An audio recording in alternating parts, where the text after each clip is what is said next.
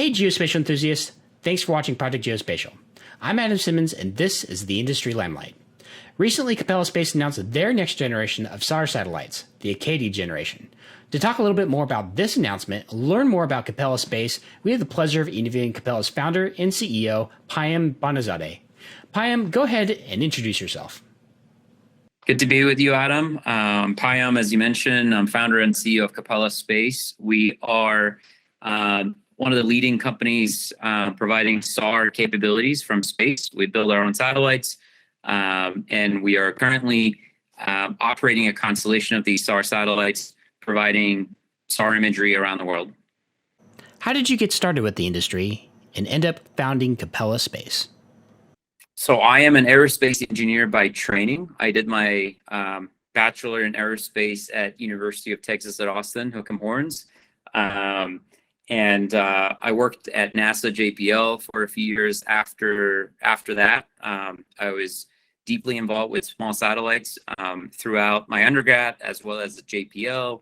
I was a system engineer at JPL. I worked on many projects, but the two that was the highlight of my couple of years at JPL was Lunar Flashlight, which was sending a small satellite to the moon using a solar sail to detect ice water deposits on the dark side of the moon, in looking into the permanently shadowed craters, as well as another mission that would go to an asteroid to do monitoring and mapping of an asteroid.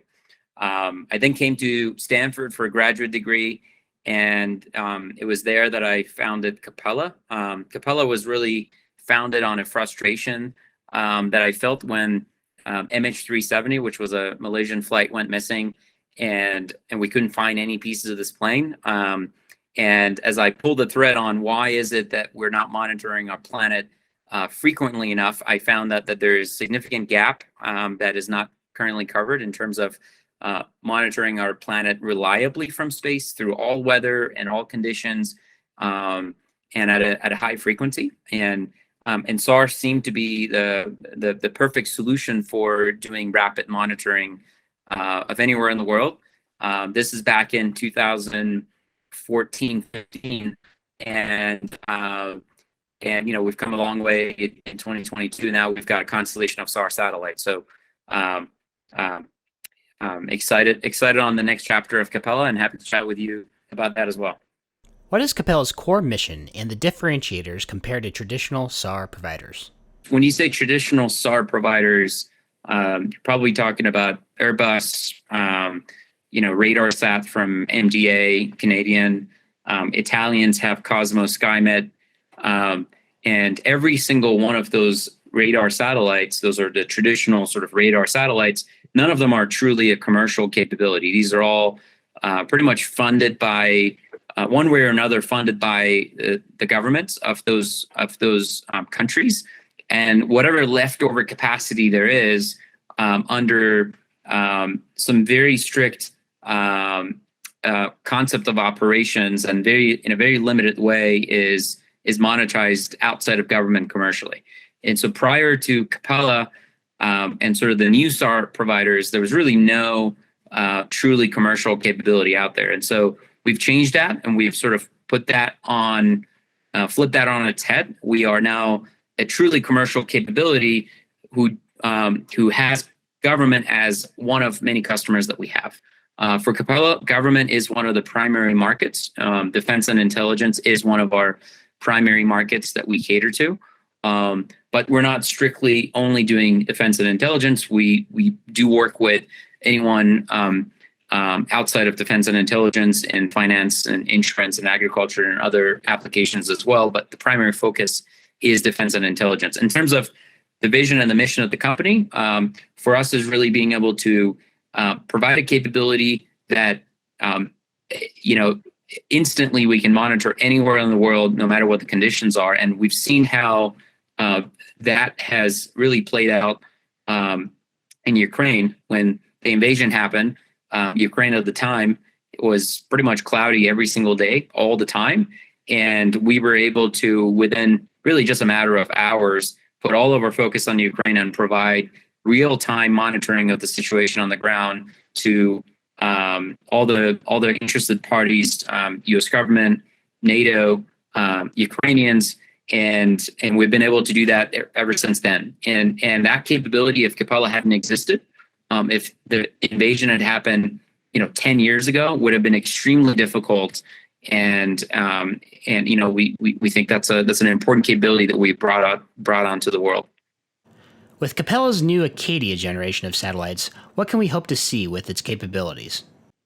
Absolutely. So the current generation of satellites that we have in space today, and they're operational, are already providing 0.5 meter ground resolution, which is the best resolution that exists commercially when it comes to SAR. Not only it's the best resolution, we also have the best quality of any SAR provider, again, commercial SAR provider in the world. And really our differentiator is that we provide very premium SAR products to our customers. We do very high resolution at very high quality. And over the last few years, as we've been operating our constellation, what we found out is our customers absolutely love the resolution, absolutely love the quality, absolutely love the agility of our entire system, from when they want to collect an imagery over an area to when they receive that imagery. We have one of the fastest delivery mechanisms and timelines in the industry when it comes to SAR imagery. And so this next generation of satellite that we're putting up, called Acadia, we have doubled down on all those strengths that we have, and based on the feedback that we've received from our target customers. And so the new satellite, which will launch in early 23, has even higher resolution. We're dropping the resolution from 50 centimeter down to roughly 0.3 meters, so 30 centimeter instead of 50 centimeter, which is a pretty big jump. We are not only maintaining the quality, we're actually increasing the quality by making sure that we're increasing our power for imaging modes. And so that allows us to not only maintain the quality, but actually increase the quality of the imagery that we have. We're adding additional features that allows us to deliver imagery to customers even faster than what we are doing today, which is going to be pretty exciting for us and our customers. And then there are a number of other features that we're adding, but those are the main ones that we're really doubling down on. And we believe that this is going to really take the SAR capability that exists in the world just to the next level. For the increase of delivery timelines, are you increasing ground stations, or is this purely an improvement in satellite capabilities to downlink?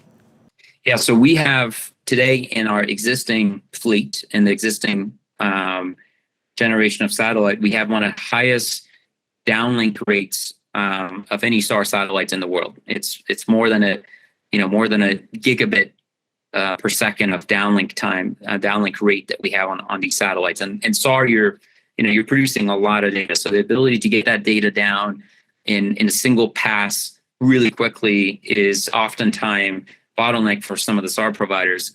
For us, it's not. In the existing fleet, we also have one of the largest ground network. We work with AWS, we work with KSAT, and we're able to manage a very large number of ground stations in a very automated way, which also allows us to get the data down as fast as possible.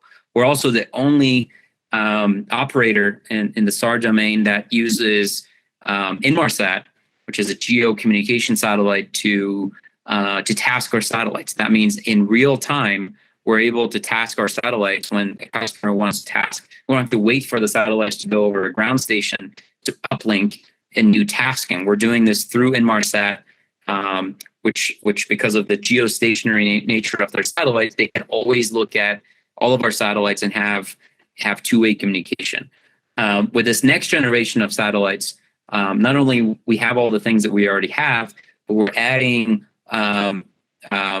additional capability on the downlink antenna on the satellite to be more agile, so we can do imaging as well as downlink at the same time. We're adding gimbals. We're refining some of the processing, and so that just makes everything faster, from tasking all the way to delivery, using the existing ground stations that we have. And we'll continue to use Inmarsat as one of the mechanisms to uplink our satellite in almost near real time. What are the average timelines for imagery delivery now compared to what customers are about to get?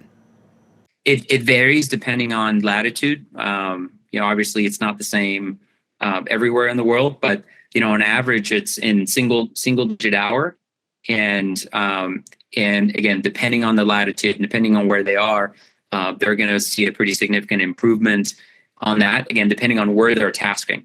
If they're tasking within their own communication cone, and that might get reduced to just a few minutes. If they're tasking somewhere outside of their communication cone, then that really depends on the geometry. But today we have one of the fastest deliveries, and we're gonna continue not only maintaining that fastest delivery, but also get even faster than what we've been so far. Will future generations of Capella SAR satellites broaden their modalities in SAR bands? We are actively working on that. Our current fleet does X-band radar, and we have interest to go outside of X-band into other bands such as L-band, and that's something that our R&D team internally is thinking about and working on. Outside of just SAR, a combination of SAR with other modalities like RF and optical and potentially hyperspectral is pretty powerful.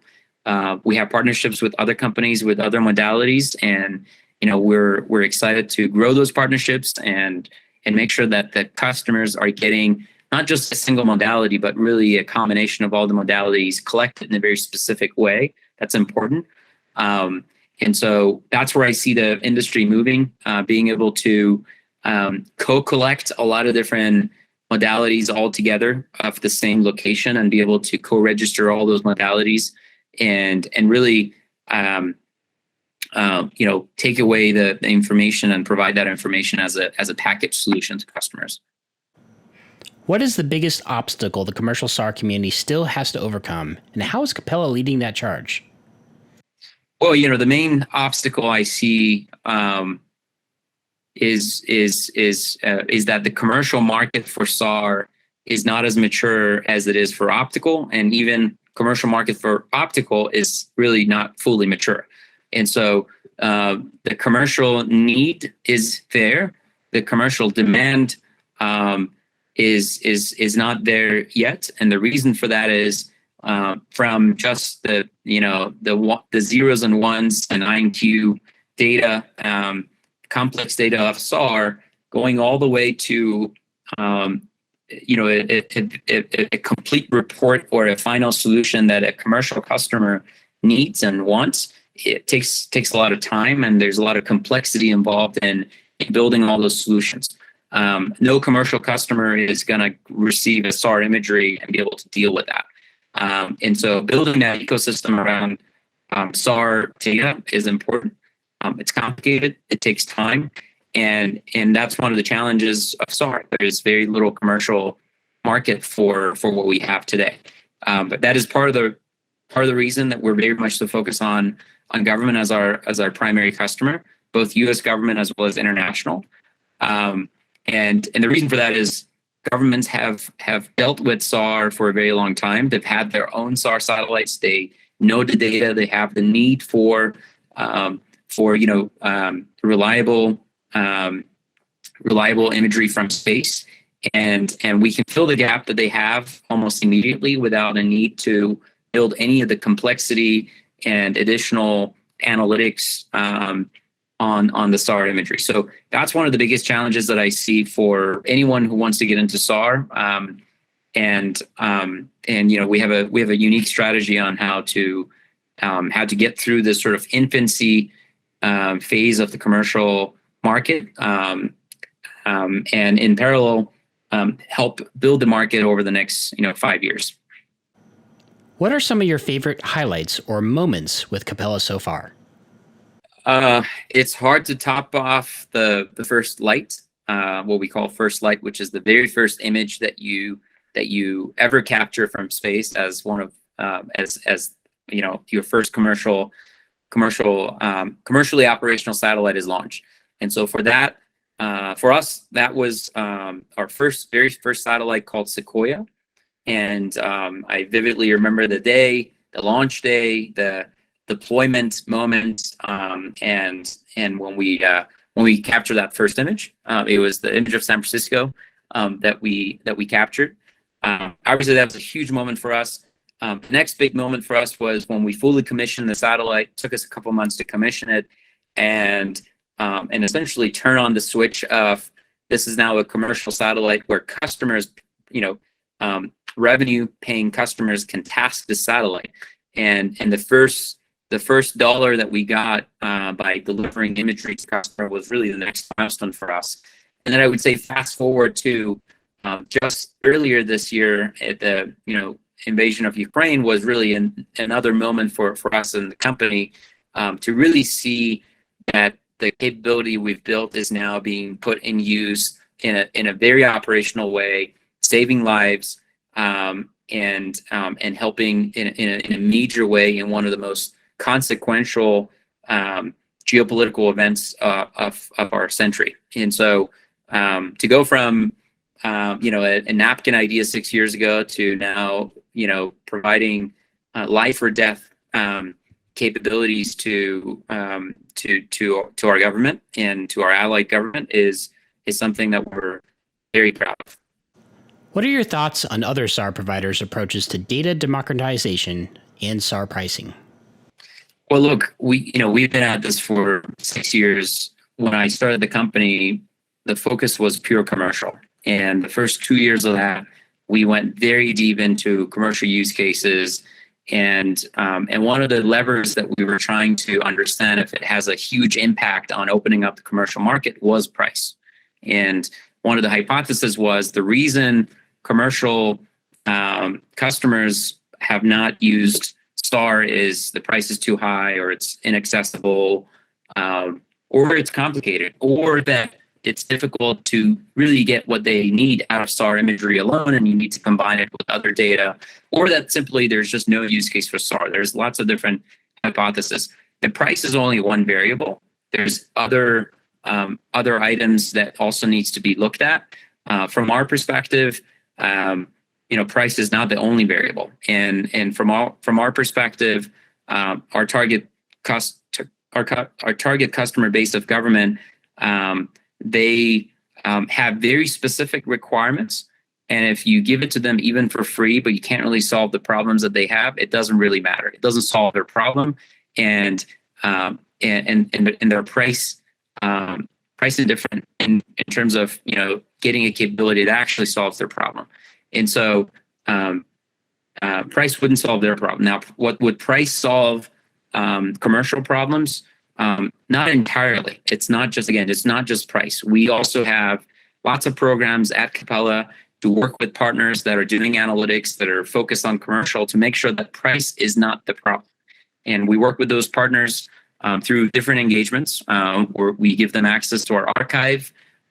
We give them access to flexible licensing for them to develop models and for them to be able to do R&D and see if there are opportunities for them to unlock in any verticals that they think there's an opportunity. So we're making it accessible for lots of different partners through very specific engagements.